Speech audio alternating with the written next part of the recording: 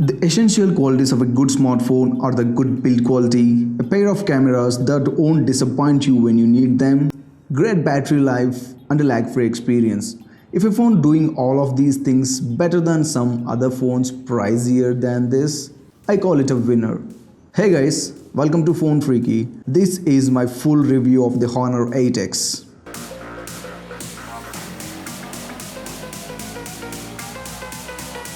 This is a beautiful phone, no doubt about it. The glass sandwich design, like all other phones out there, feels premium in the hand. But there is one thing, nothing like any other phone out there. Is the 15 layered glass black, which throws light differently from seeing from different directions, which makes this is one of the best looking phone out there in the 20k budget. Flip the phone, the huge 6.53-inch LCD panel with Full HD Plus resolution welcomes you with a notch.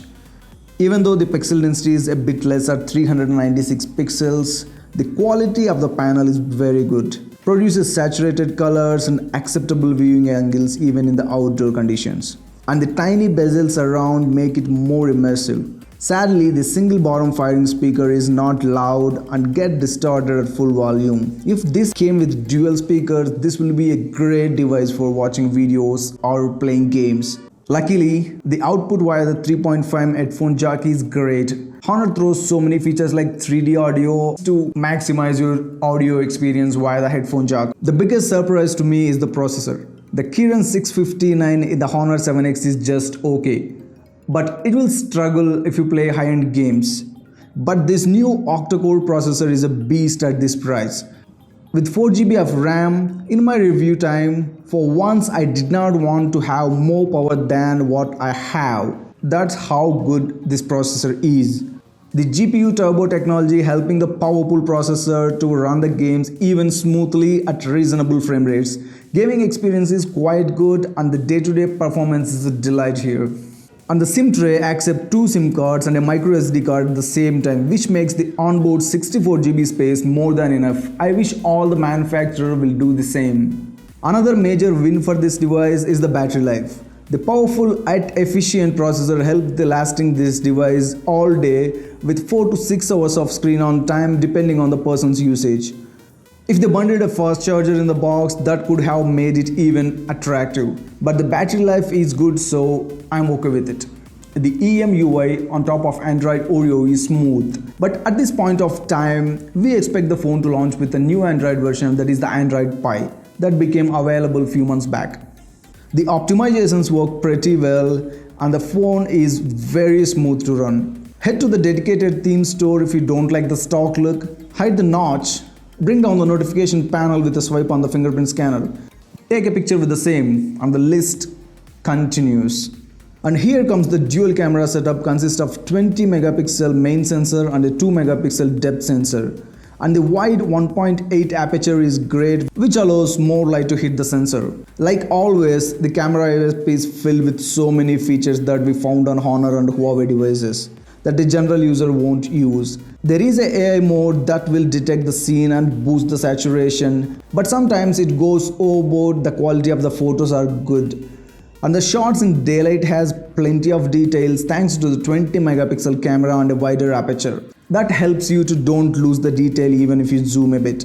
But the biggest surprise is the low light photos. I never expected this camera can capture decent photos in low light, but it can. But don't use the night mode, that messes up the photos, and the 16 megapixel front camera is also decent enough to take the day-to-day selfies. I'm walking alone, the streets are empty. The only thing I can see is my own silhouette. I'm getting stronger, step by step. The clock is ticking, but there's no time for regrets. I've been flying from town to town, from London to Taiwan. I've been all around the globe trying to protect your soul. We are heroes tonight. We will fly above the sky. We are heroes tonight. Yeah. We are heroes tonight.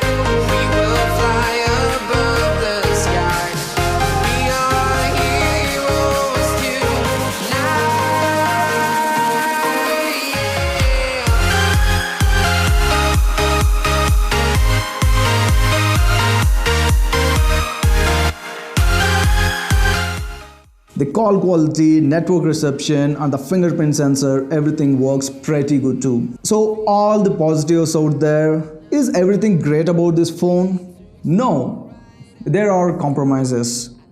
The OS still lacks basic features like expanding the notifications on the lock screen. The big 6.5-inch display means the phone is so big, it's quite hard to handle single-handed. The speaker should have been better, and the screen is too reflective while using outdoors.